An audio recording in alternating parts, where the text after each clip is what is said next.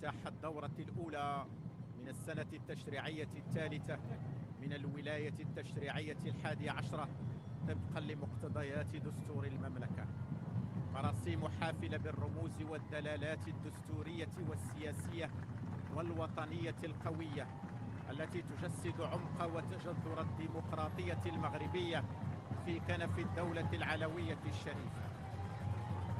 هي مناسبة دستورية سنوية لتجديد اللقاء بين صاحب الجلالة الملك محمد السادس نصره الله، قائد هذه الأمة ورمز وحدتها واستمراريتها، وبين ممثل الأمة بالبرلمان بمجلسيه النواب والمستشارين.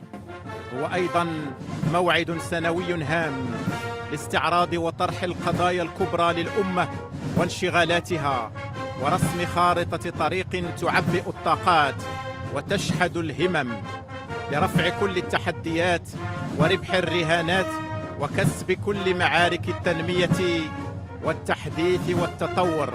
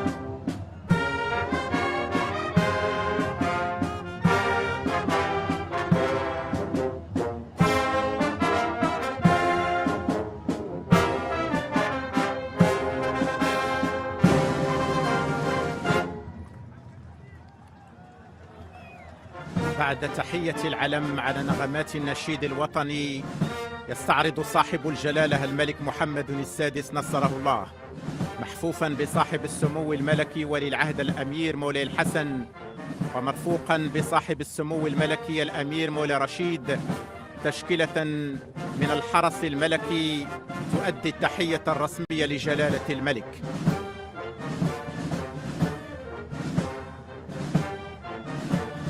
مناسبة وموعد سنوي هام في مسار الديمقراطية ببلادنا تحت القيادة الرشيدة لجلالة الملك حفظه الله.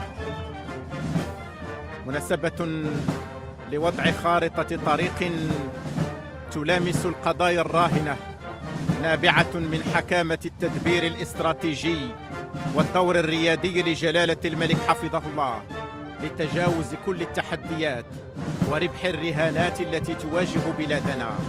إنجازات وانتصارات تشكل مصدر اعتزاز وفخر للمغاربة قاطبة، ومصدر إعجاب وإشادة وتنويه من العالم بنفسه بفضل هذه الرؤية الملكية المتبصرة. غدا المغرب نموذجا يحتذى ومضرب الأمثال على كل الأصعدة الدبلوماسية، الاقتصادية، الاجتماعية والرياضية والثقافية. نجاحات تلو أخرى تحققت ومكاسب هي مفخرة كل الأجيال نعتز بها أيما اعتزاز. ففي عهد صاحب الجلالة الملك محمد السادس نصره الله قطعت المملكة أشواطا هامة على درب التقدم والتحديث والعصرنة. قد حرص جلالة الملك حفظه الله دوما على الاقتراب من أبناء شعبه الأوفياء والإنصات المباشر لهمومهم وتطلعاتهم، ووضع وتدشين المشاريع التي تعود عليهم بالنفع العميم، وإطلاق المبادرات والأوراش الكبرى لبناء مغرب الديمقراطية، مغرب الحداثة، مغرب المساواة. فمذهب الحكم لدى جلالة الملك نصره الله يقوم على خدمة المواطن وتحصين هويته وصيانة كرامته والتجاوب البناء مع تطلعاته المشروعة، ومواصلة العمل الجماعي من أجل مغرب الوحدة مغرب التنمية والمساواة في الحقوق والواجبات وفي الاستفادة من خيرات الوطن. اهتمام وحرص وعناية مولوية دائمة يحيط بها صاحب الجلالة الملك محمد السادس نصره الله على الدوام كافة أفراد شعبه الأوفياء في مختلف جهات المملكة، هو استمرار لعقد الوفاء والإخلاص بين القمة والقاعدة، وترجمة ملموسة لقدسية عقد البيعة والولاء بين العرش والشعب. ومع كل التحديات والرهانات يخرج المغرب رابحا مرفوع الرأس متوجا بين سائر الأمم والشعوب بفضل الرؤية المتبصرة والسديدة لصاحب الجلالة الملك محمد السادس نصره الله، التي تكرس دوما قوة ومناعة بلادنا في مواجهة جميع الشدائد والأزمات والتحديات مهما كان حجمها.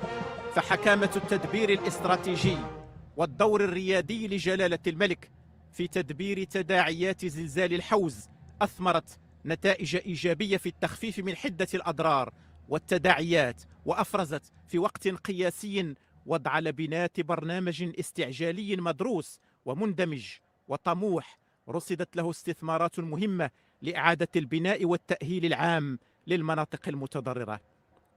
وبفضل ذلك رسم العرش والشعب ملحمة لقيت إعجاب وإشادة الداخل كما الخارج في مشهد يترجم التضامن الاجتماعي كقيمة نبيلة راسخة مترسخة ومتوارثة تعكس هوية الأمة المغربية المتجذرة عبر التاريخ. هبة تضامنية كبيرة للشعب المغربي بكل مكوناته نالت الإعجاب وضاعفت من حجم الثقة والإيمان بقوة وعزيمة المغاربة قيادة وشعبا في التحدي والصمود وربح كل الرهانات. ومن المغرب أرض اللقاءات وأرض الحوار والتسامح والتعايش يتم التأكيد على لسان المؤسسات المالية والمنظمات الدولية والإقليمية أن المملكة تشكل مصدر إلهام لبقية البلدان الإفريقية بل لسائر الدول الصاعدة السائرة في طريق النمو، وأن المملكة المغربية تشكل مثالا ممتازا يحتذى به. هي ثقة متجددة في المغرب أرض الاستقرار والأمن والسلام، المغرب الذي طالما شكل أرضا لاحتضان العديد من الأحداث الدولية مفاتئ يعزز مكانته المتميزة باعتباره الوجهة المفضلة للمؤسسات الدولية من أجل استقبال تظاهرات تحظى بتأثير قوي وصدى عالمي. هي إشارة قوية للمجتمع الدولي وعلامة على الثقة المتجددة في قدرة المملكة على تخطي التحديات. فالتحولات الكبرى التي شهدتها وتشهدها المملكة تنبني على مشروع ملكي شامل يطمح لتحديث البلاد على مختلف الأصعدة.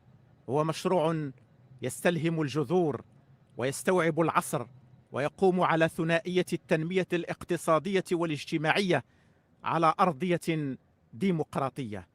فبفضل الرؤية المتبصرة والحكيمة الرشيدة لجلالة الملك حفظه الله انخرطت بلادنا على مدى عقدين من الزمن في مسار تحديثي متدرج تحققت معه عدة تراكمات مكنت بلادنا من امتلاك مناعة وقوة أهلته لمواجهة الأزمات المحلية والعالمية ومواصلة البناء بقوة وعزيمة وثبات في إطار الاستقرار والانفتاح.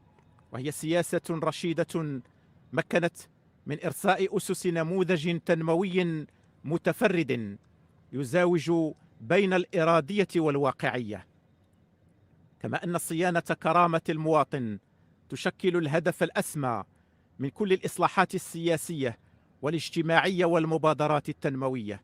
فالنموذج التنموي النابع من رؤية حكيمة متبصرة لصاحب الجلالة الملك محمد السادس نصره الله يحمل معالم نهضة تنموية شاملة وواضحة الأهداف والتطلعات ترتكز على ترسيخ الديمقراطية والبناء المؤسساتي للمملكة وبناء الإنسان من خلال تصور للتنمية البشرية المستدامة يتداخل فيها الاجتماعي بدعم الكفاءة والتأهيل والقدرة على المبادرة والإبداع وخلق الثروة.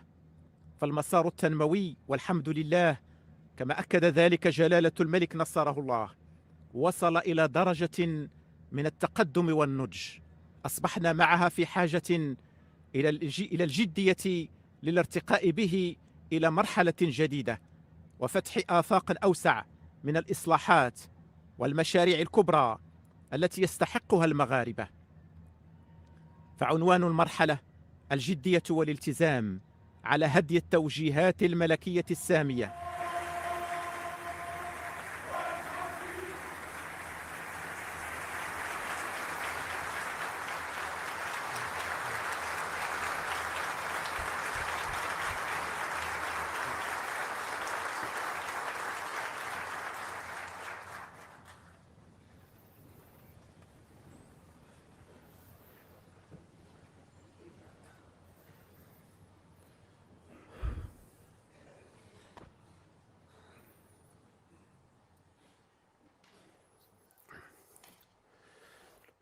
أعوذ بالله من الشيطان الرجيم.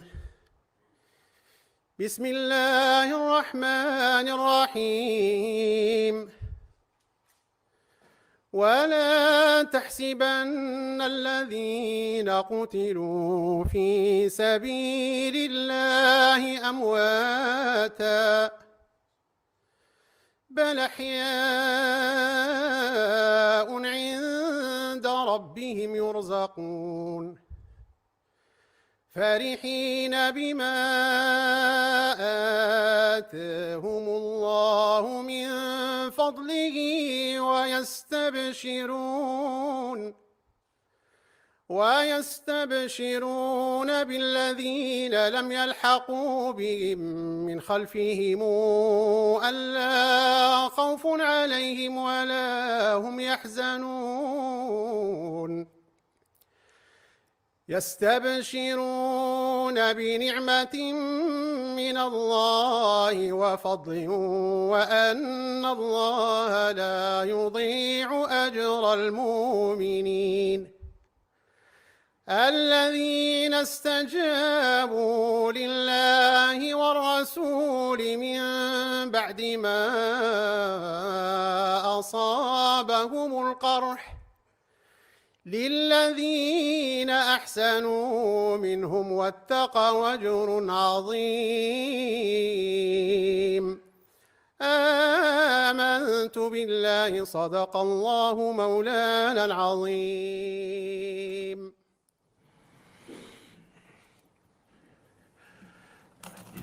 الحمد لله والصلاة والسلام على مولانا رسول الله وآله وصحبه.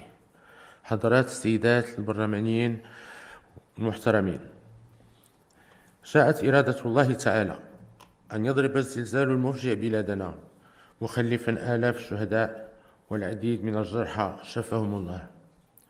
وقد كان المصاب عظيما والألم شديدا ومسنا جميعا ملكا وشعبا من طنجة إلى القويرة ومن شرق البلاد إلى غربها. قال تعالى: قل لا يصيبنا إلا ما كتب الله لنا. صدق الله العظيم. وإننا ندعو عز وجل أن يثبت أرضه رحمة بعباده الضعفاء والمساكين، فهو أرحم الراحمين.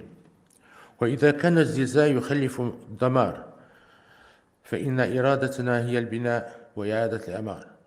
لذا نشدد على ضرورة مواصلة تقديم المساعدة للأسر المنكوبة والإسراع بالتأهيل وإعادة بناء المناطق المتضررة وتوفير الخدمات الأساسية.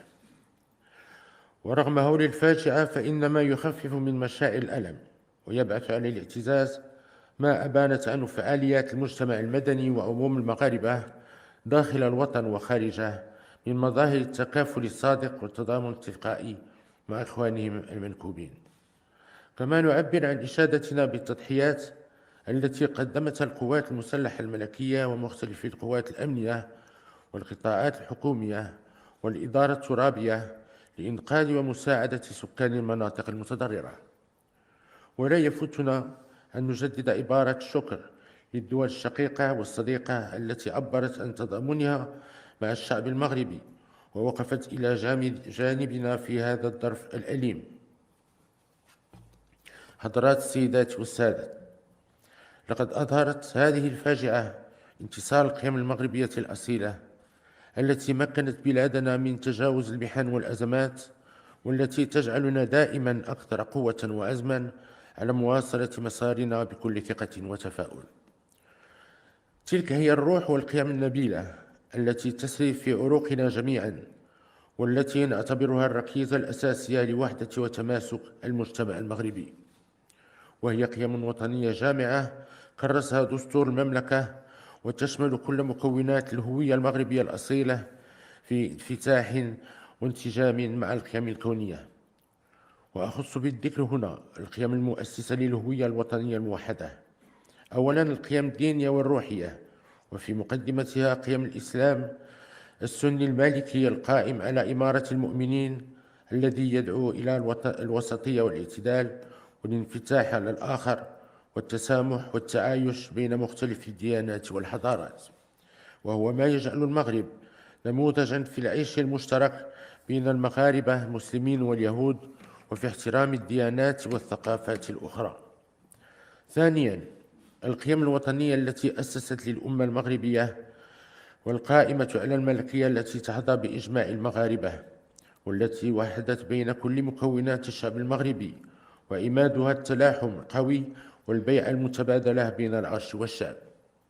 كما يعد حب الوطن والإجماع حول الوحدة الوطنية والترابية من ثوابت المغرب العريقة التي توحد المغاربة، والتي تشكل الإطار الذي يجمع كل روافد الهوية الوطنية الموحدة الغنية بتنوعها. ثالثا قيم التضامن والتماسك الاجتماعي بين الفئات والأجيال والجهات، التي جعلت المجتمع المغربي كالبنيان المرصوص يشد بعضه بعضا، وإننا ندعو إلى مواصلة التشبث بهذه القيم اعتبارا لدورها في ترسيخ وتحسين الكرامة الإنسانية وتعزيز العدالة الاجتماعية، وخاصة في ظل ما يعرفه العالم اليوم من تحولات عميقة ومتسارعة أدت إلى تراجع ملحوظ في منظومة القيم والمرجعيات والتخلي عنها أحيانا. حضرات السيدات والسادة، في إطار هذه القيم الوطنية التي تقدس الأسرة والروابط العائلية، تندرج الرسالة التي وجهناها إلى رئيس الحكومة بخصوص مراجعة مدونة الأسرة. إن الأسرة هي الخلية الأساسية للمجتمع حسب الدستور، لذا نحرص على توفير أسباب تماسكها، فالمجتمع لن يكون صالحا إلا بصلاحها وتوازنها، وإذا تفككت الأسرة يفقد المجتمع البوصلة. لذا ما فتئنا نعمل على تحسينها بالمشاريع والإصلاحات الكبرى، ومن بينها ورش تأميم الحماية الاجتماعية الذي نعتبره دعامة أساسية لنموذجنا الاجتماعي والتنموي. وسنشرع بعون الله وتوفيقه في نهاية هذه السنة في تفعيل برنامج الدعم الاجتماعي المباشر، تجسيدا لقيم التضامن الاجتماعي الراسخة عند المغاربة. فقد قررنا أن لا يقتصر هذا البرنامج على التعويضات العائلية فقط، بل حرصنا على أن يشمل أيضا بعض الفئات الاجتماعية التي تحتاج إلى المساعدة. ويهم هذا الدعم الأطفال في سن التمدرس، والأطفال في وضعية إعاقة، والأطفال حديث الولادة، إضافة إلى الأسر الفقيرة والهشة بدون أطفال وفي سن التمدرس، خاصة منها التي تعيل أفراد المسنين. وبفضل أثره المباشر سيساهم هذا البرنامج في الرفع من المستوى المعيشي لعائلات المستهدفة، وفي محاربة الفقر والهشاشة، وتحسين مؤشرات التنمية الاجتماعية والبشرية. فالمجتمع يكون أكثر إنتاجا وأكثر مبادرة عندما يكون أكثر تضامنا وأكثر تحسينا أمام الطوارئ والتقلبات الظرفية. وقد وجهنا الحكومة لتنزيل هذا البرنامج وفق تصور شامل وفي إطار مبادئ القانون الإطار المتعلق بالحماية الاجتماعية الذي صادق عليها البرلمان، ويجب أن يتم تفعيله بطريقة تدريجية تراعي تطور الاعتمادات المالية المرصودة وتحدد المستوى الأمثل للتغطية ومبالغ التحويلات المالية وكيفية تدبيرها. كما ينبغي أن يشكل نموذجا ناجحا في تنزيل على أساس نظام الاستهداف الخاص بالسجل الاجتماعي الموحد، وأن نستفيد من الفعالية التي توفرها التكنولوجيات الحديثة. وفي هذا الإطار نؤكد على ضرورة احترام مبادئ التضامن والشفافية والإنصاف ومنح الدعم لمن يستحقه، وندعو الحكومة للعمل على إعطاء الأسبقية لأقننة ونجاعة برامج الدعم الاجتماعي الموجودة حالياً وتأمين استدامة وسائل التمويل. كما نؤكد على ضرورة اعتماد حكامة جيدة لهذا المشروع في كل أبعاده، وأن يتم بعض آلية خاصة للتتبع والتقييم بما يضمن له أسباب التطور والتقويم المستمر. ولا يخفى عليكم حضرات السيدات والسادة دور البرلمان في إشاعة وتجسيد هذه القيم العريقة وتنزيل المشاريع والإصلاحات الكبرى ومواصلة التعبئة واليقظة للدفاع عن قضايا الوطن ومصالحه العليا. وخير الختام قوله تعالى: وقالوا الحمد لله الذي أذهب عنا الحزن إن ربنا لغفور شكور. صدق الله العظيم، والسلام عليكم ورحمة الله تعالى وبركاته.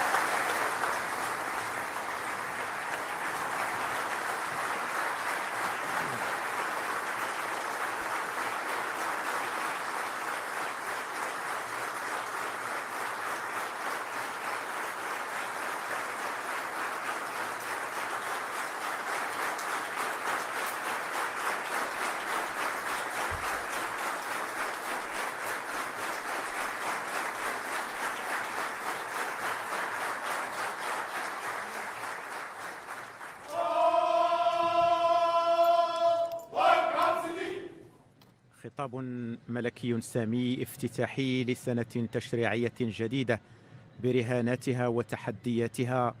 وقد عرفت هذه المراسيم حضور السيد أجاي بانغا رئيس البنك الدولي، والسيدة كريستالينا جورجيفا المدير العام لصندوق النقد الدولي. نودعكم سيداتي وسادتي على أمل أن نعود